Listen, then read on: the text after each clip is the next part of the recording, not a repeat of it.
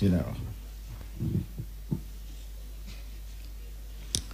Yang saya hormati Menteri Dalam Negeri Profesor Tito Karnavian PhD. Yang saya hormati yang mewakili Menteri Desa, Pembangunan Daerah Tertinggal dan Transmigrasi. Yang saya hormati Kepala Badan Pusat Statistik, seluruh hadirin yang hadir pada hari ini, baik yang hadir secara in person maupun yang hadir secara daring. Assalamualaikum warahmatullahi wabarakatuh. Shalom, selamat pagi dan salam sejahtera bagi kita semua. Om Swastiastu, Namo Buddhaya, salam kebajikan. Saya ingin mengajak kita semua menaikkan rasa syukur kita kepada Allah Subhanahu wa taala, Tuhan yang Maha Kuasa, yang telah melimpahkan rahmat dan karunia-Nya sehingga kita diberi kesempatan nikmat sehat dan dapat hadir pada acara webinar nasional Reksosek pertama dengan tajuk Mengawal Reformasi Sistem Perlindungan Sosial melalui Registrasi Sosial Ekonomi. Pelaksanaan registrasi sosial ekonomi atau Reksosek ini merupakan titik utama dalam perjalanan panjang kita untuk meningkatkan kesejahteraan bangsa. Reksosek merupakan salah satu pilar utama dalam reformasi sistem perlindungan sosial yang lebih komprehensif, inklusif, dan adaptif terhadap berbagai goncangan ekonomi, kesehatan, sosial, dan alam. Presiden Republik Indonesia, Bapak Joko Widodo, telah mengamanatkan agar dilaksanakan Reksosek ini pada pidato kenegaraan beliau tanggal 16 Agustus 2022 lalu. Ini menunjukkan bahwa betapa urgennya Reksosek ini. Tugas kita bersama tentu sebagaimana yang termaktub di dalam pembukaan Undang-Undang Dasar Negara Republik Indonesia tahun 1945 adalah melindungi dan menyejahterakan rakyat Indonesia. Pada kondisi saat ini di mana kita sedang dalam masa recovery akibat pandemi COVID-19 dan bahkan berujung menjadi krisis multidimensi internasional di berbagai belahan muka bumi ini. Jadi semua sedang berpacu untuk bagaimana bisa recovery dengan cepat. Kita memahami telah banyak upaya kita dalam perlindungan sosial yang baik dilakukan di tingkat pusat oleh pemerintah pusat, baik dilakukan oleh pemerintahan provinsi, kabupaten, kota, dan desa, termasuk program-program sosial lainnya, jaminan sosial, bantuan pendidikan, bantuan kesehatan, pemberdayaan ekonomi, dan program lainnya. Upaya ini tentu perlu diperkuat, disatupadukan, disempurnakan, terutama agar benar-benar efektif mencapai tujuannya, mencapai sasarannya, agar kita bisa mengurangi exclusion dan inclusion error. Sampai hari ini eselon 1 ya, derajatnya eselon 1, Mas Kemal Taruk masih mendapatkan BLT sampai hari ini. Padahal saya sudah sampaikan sejak tahun 2020. Tapi sampai tahun 2022 ini Pak Mendagri, Pak Kemal Taruk itu masih mendapatkan BLT. Alhamdulillah, kata dia. Meskipun kemudian disalurkan ke orang lain yang lebih berhak. Ada dua pilar utama perlindungan sosial. Yang pertama tentu adalah pemutakhiran data yang benar-benar memiliki akurasi yang tinggi, lengkap, dan mencakup seluruh penduduk. Reksosek berusaha akan mewujudkan pilar tersebut. Dengan data yang memadai, program pemerintah akan menjadi tepat sasaran dan berdaya ungkit yang maksimal. Dan tidak terjadi seperti tadi Pak Mendagri menunjukkan berita tentang Wali Kota Solo, ya, Mas Gibran, yang mengeluh karena soal BLT yang kurang dan seterusnya. Dan itu datanya bersumber dari Kementerian Sosial. Yang kedua adalah terintegrasinya berbagai program yang saat ini masih dilaksanakan secara fragmentasi. Dengan terwujudnya Reksosek, maka pilar kedua ini mudah-mudahan pengintegrasian itu bisa dapat kita wujudkan. Reksosek digunakan bersama lintas kementerian, lembaga, dan daerah dengan pola bagi pakai, dan tentu kita berharap intervensi yang dilakukan bisa konvergen, ya, di semua tingkatannya dan mencapai sasaran target group dengan tingkat kebenaran yang tinggi. Reksosek merupakan program pendataan kondisi sosial ekonomi penduduk mulai dari demografi, perumahan, keadaan disabilitas, kepemilikan aset, hingga informasi geospasial. Reksosek ini dilakukan untuk seluruh penduduk Indonesia tanpa kecuali, termasuk presiden dan seluruh pejabat negara. Melalui informasi penduduk yang komprehensif dan universal, Reksosek akan mampu menyajikan peringkat kesejahteraan setiap penduduk dan meningkatkan ketepatan sasaran-sasaran program pemerintah, tidak saja bantuan sosial, tetapi juga peningkatan daya saing UMKM yang rata-rata dimiliki penduduk kelas menengah dan bawah. Kita belajar banyak dari pandemi COVID-19, bagaimana kita harus adaptif terhadap situasi yang unprecedented itu, terhadap kebencanaan, dan bagaimana kita memerlukan pengintegrasian antar program dan dapat menyalurkannya dengan cepat, termasuk bagaimana layanan itu dapat mudah diakses.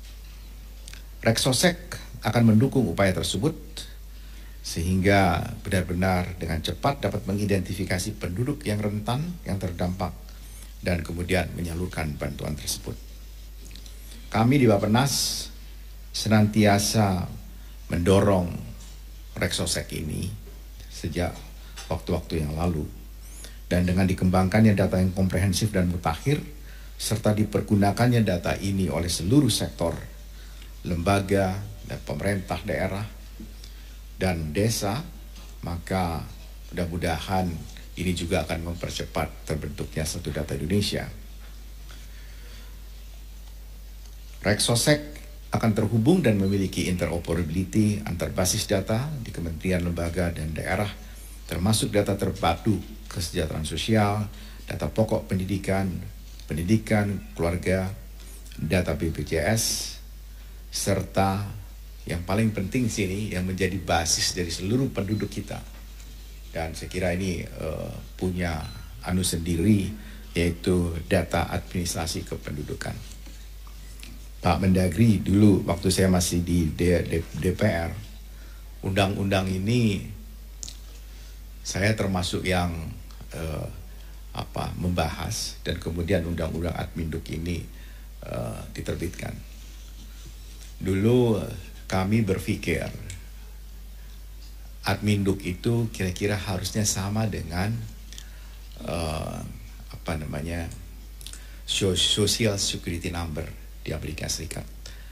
Jadi dan itu dimiliki oleh seseorang, ya, hingga dia meninggal dunia. Jadi tidak pernah ada nomor yang ganda di seseorang. Kemudian peristiwa-peristiwa yang dicatat berdasarkan catatan sipil atau peristiwa-peristiwa penting, misalnya tentang mulai dari dia lahir hingga dia meninggal, kemudian dia menikah, dia sekolah, ada ijazahnya ada nomornya, kemudian kalau dia menikah ada aktenya, dia meninggal ada aktenya, dia cerai ada aktenya, kemudian kalau dia berhubungan dengan bank maka dia ada identifikasinya, dia masuk miskin dan seterusnya. Itu memang database-nya dari di Adminduk. Dulu kami berpikir seperti itu, sehingga semuanya termasuk dia itu NPWP, nomor pokok, wajib pajak. Alhamdulillah sekarang Kementerian Keuangan sudah menggunakan data dari data nomor KTP kita itu menjadi automatically data kependudukan. Itu kalau saya lihat kami berdebatnya tahun 2007 ya, 2006 dan 2007. Itu 15 tahun baru diakui. Sebenarnya kan tidak perlu Kementerian Keuangan punya seperti itu, Pak Menteri. Dan ini penting sekali saya ingin sampaikan, karena tiba-tiba kan semua kementerian dan lembaga itu ingin punya data sendiri-sendiri terhadap penduduk dan manusia Indonesia ini. Itulah dan kemudian bank punya, ini punya, wah bingung orang Indonesia akan menjadi bingung. Saya waktu itu sudah jalan-jalan Bapak, jalan ke Jepang, bagaimana Jepang bikin, kemudian juga ke negara yang kecil, ya maaf itu, ke Singapura, sebenarnya tidak apple to apple, kemudian ke Thailand, melihat perkembangannya.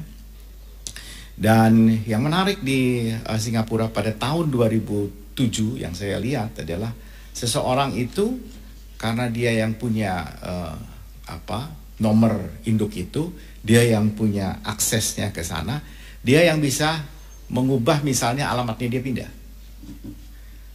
Dia hanya bisa memindah alamatnya, tapi dia tidak bisa mengganti namanya, dia tidak bisa, kalau mengganti nama dia harus langsung ke ICA waktu itu. Kemudian dia tidak bisa mengganti nama ibunya, karena setiap anak di muka bumi ini hanya dilahirkan oleh seorang ibu, gitu. Jadi yang paling penting itulah anak, ibu. Kemudian data mata, kemudian dan seterusnya pada waktu itu, sidik jari, itu luar biasa saya kira. Nah sebenarnya kalau kita sudah punya ini, kemudian di interfacing secara Rexosec, maka kita akan dapat persentil-persentil itu. Dan persentil-persentil itu kan dikerjakan oleh BPS karena mereka punya di bawah. Dan itulah data yang bisa kita pakai saya kira, supaya perdebatannya selesai. Saya lihat ini berdebatnya nggak selesai. Kementerian Sosial mau bikin seperti ini, yang ini kami di Bappenas juga jadi pusing. Padahal database-nya itu ada di Kementerian Dalam Negeri. Itu sebenarnya yang lebih sah. Cuma apakah orang itu masuk di dalam persentil yang perlu dibantu atau tidak dibantu, itulah kita masuk di Rexosec. Ini saya kira kalau sudah begini, mudah-mudahan ya perdebatan seperti ini dan kemudian error yang kita peroleh di inclusion dan exclusion error bisa kita kurangi. Dan saya kira tentu Rexosec ini pertama seluruh pihak saya harapkan gitu, kita harapkan bersama-sama untuk mensukseskan pendataan awal ini yang akan berlangsung selama Oktober hingga November tahun ini. Ini memang diberikan giat ini kepada BPS. Yang kedua, kementerian, lembaga dan pemerintah bisa memanfaatkan Rexosec ini untuk program-program pemerintah, termasuk penghapusan kemiskinan ekstrim. Dan sebagai institusi pemerintah kita harus mulai bagaimana mengintegrasikan data-data sektoral itu dengan Rexosec agar saling bisa memutakhirkan. Jadi yang saya lihat ini program itu sangat posesif sektoral. Kalau posesif sektoral itu kan membuat kita itu bekerjanya jadi silo antar kementerian, dan presiden kan suka marah soal ini. Kita harus benar-benar bisa membagi pakaikan dan bisa memanfaatkan dengan baik. Yang ketiga, pemerintah daerah dan desa memiliki wewenang dan kewajiban untuk senantiasa melakukan pemutakhiran atas data tersebut agar kualitas Reksosek ini bisa terjaga. Keempat, penggerak sosial di masyarakat perlu memahami, memasyarakatkan Reksosek ini sebagai upaya kita untuk bersama-sama mensejahterakan masyarakat kita. Itulah yang saya bisa sampaikan dalam kesempatan yang baik ini. Sekali lagi, mudah-mudahan ini tidak menjadi pandangan-pandangan yang berbeda gitu. Kalau saya Pak Mendagri, dulu itu saya maunya adalah data Adminduk diinterfacing dengan semua kebutuhan baru keluar satu-satu. Tapi kan secara teknologi sekarang bisa jauh lebih canggih bisa dilakukan itu. Dan tadi saya bisik Pak Mendagri, mestinya kita punya SIAK itu punya cloud sendiri, karena itu yang harus diprotek, karena itu menyangkut populasi dan penduduk Indonesia. Itu data mentah, data raw yang paling penting yang harus dilindungi. Dan dengan mengucapkan Bismillahirrahmanirrahim, acara kegiatan ini saya nyatakan kita mulai bersama. Assalamualaikum warahmatullahi wabarakatuh.